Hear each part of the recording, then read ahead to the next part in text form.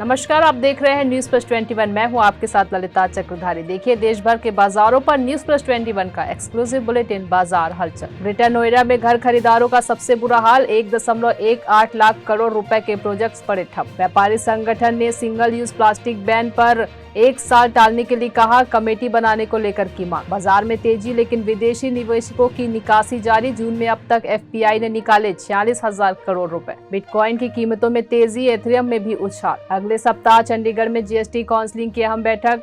Tax rate में बदलाव और कंपेंसेशन की भरपाई होगा और टॉप एजेंडा। 2 सप्ताह के बाद बाजार में लौटी रौनक। टाटा कंसल्टेंसी सर्विसेज के निवेशकों को सबसे ज्यादा फायदा। रुपयों में अभी और आएगी गिरावट। शॉर्ट टर्म में 79 और साल के अंत तक 80 के स्तर तक फिसलने का अनुमान। जिम्बाब्वे में इंटरेस्ट रेट दुनिया के में सबसे ज्यादा। वहां के रिजर्व बैंक ने इसे दोगुना से ज्यादा बढ़ाकर 190% किया। महंगाई बढ़ने से दुनिया भर में अधिक वेतन, मदद की मांग को लेकर प्रदर्शन। सड़क पर उतरे लोग और सरकार पर बढ़ा दबाव। टेक्सटाइल सेक्टर अगले 5 सालों में $250 अरब पर पहुंचेगा। सरकार कर रही क्षेत्र के लिए एक और पीएलआई स्कीम पर विचार, पीयूष गोयल ने कहा। ऐसी जानकारी से लगातार अपडेट रहने के लिए देखते रहिए न्यूज प्लस 21, आपके हक की बात।